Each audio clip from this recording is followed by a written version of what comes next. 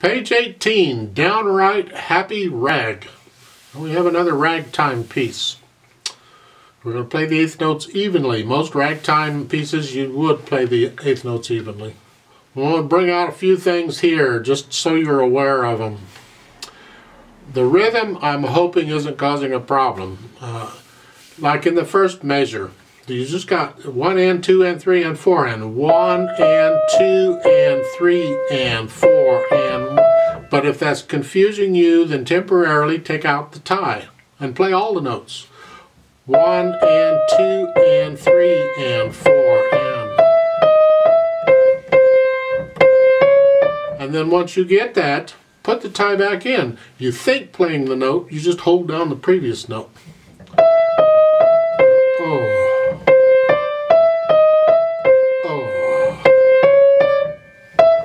Like so, and you just work that out throughout this whole thing.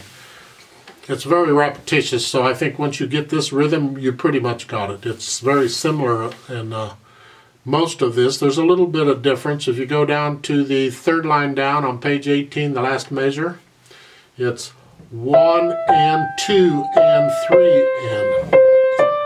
So again, take out the tie if you have to. 1 and 2. Rhythm's not so bad that way, but then when you get it, put the tie back in.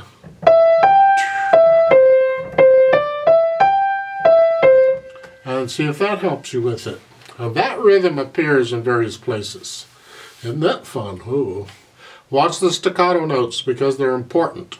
At the top of page 18, the last measure. Actually, it starts with the 2/8 notes before the last measure. It's a. But the first two beats of the last measure is staccato, so it's. So watch all the staccatos, they're all over the place. Now this goes to 18, 19, and 20. Over on page 20, take a look at that. The last line. You see the 8 VA above it? So the notes are written here, but with an 8 VA you can take them up. Then in the next measure, the 8 VA goes away, and now you're there. The rhythm, is that confusing you? It's a 1 and 2 and 3 and 4 and. I hope not. Just, again, remove the tie if it's a problem. 1 and 2 and. And then once you got that, put the tie back in. It's really not that hard. I hope you're not making this hard, because it's not. Don't make it hard. For the left hand, for the most part it's staccato, but not always. So watch that. At the beginning, top page 18. Now in the last measure of page 18, I have a habit of fingering that with the 4th finger on the D and then a 2-1 for the F sharp A. Because a lot of times it'll go back and forth between the C and the D. And that's how I finger them. You don't have to, you can use their fingering, it's fine. But if you do use the 4 and the 2-1, then in the second line, the first measure, you use the 4 on the staccato, but make sure you use the 5th on the next one. Because that puts you in position for what's coming, which I want to talk about because it's tricky, and it happens in several places, but I can't see another fingering that's going to work here, so we're just going to have to deal with it. Fortunately, these staccatos will help us out. So, starting with the first measure of the second line there on page 18, you're here. Then second measure, second finger's playing the first note, and second finger's involved in the next one. So you got to work that out. I mean, it's doable because, again, it's staccato. You got time. Like so. That, as I said, appears in several places, so just finger it the same way each time.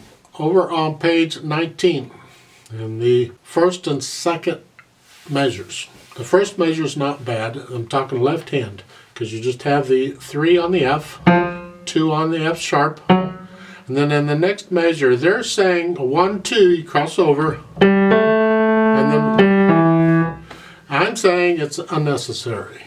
We don't need to cross over the thumb there. You can if you want to, but I don't recommend it. I recommend you do a 2-1, 2-4. That way I don't have to cross over the thumb and I'm in position to go on. It's just I'm using the 2 again, but there's a quarter rest. You got time, and it's staccato. So those 2 measures, the first 2 measures of the second line is that. Now if the rhythm's getting you, again, take out the tie and play all the notes. It's not that bad. 1 and 2 and 3 and 4 and then you put the tie back in. 1 and 2 and 3 and 4 and it works. That happens again on the next line. Same thing. And then use your little finger on the D on the next one, and then you're okay. I think that's about all I had to say for the left hand. You do the dynamics, just put them in because they are important. But remember, the dynamics go to the melody. The melody in this case, and for the most part, is in the right hand.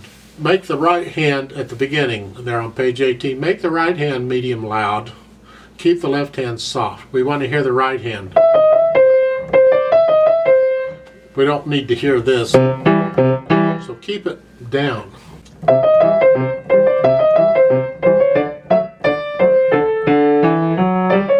When we do the play with me, because we have a page turn involved, I'm going to do pages 18 and 19 and then I'm going to stop.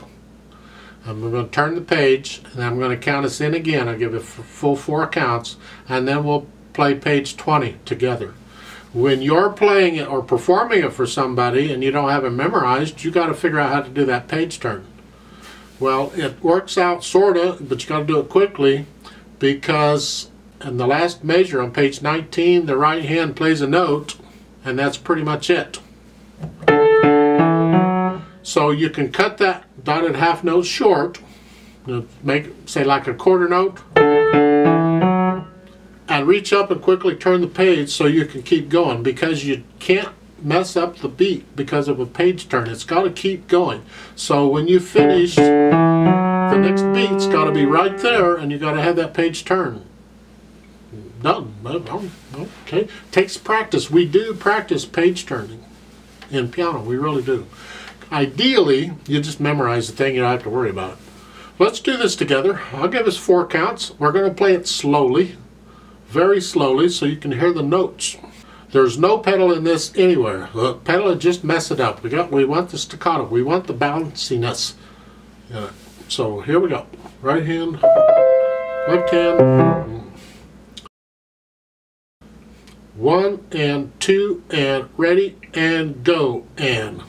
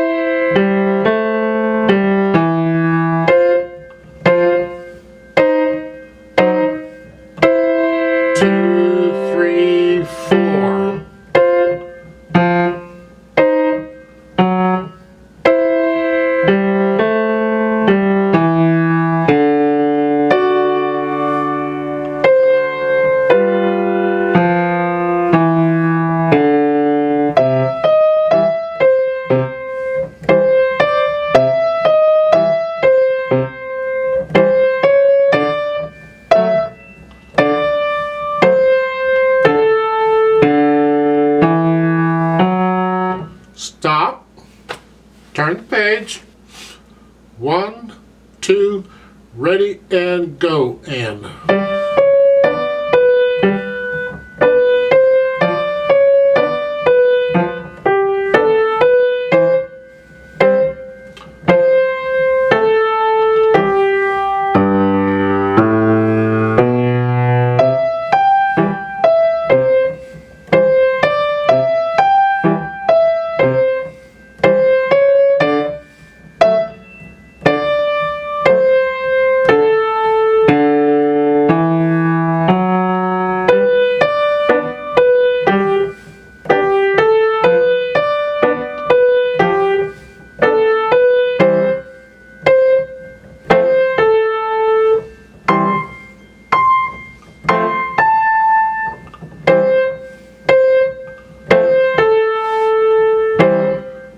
rest, rest.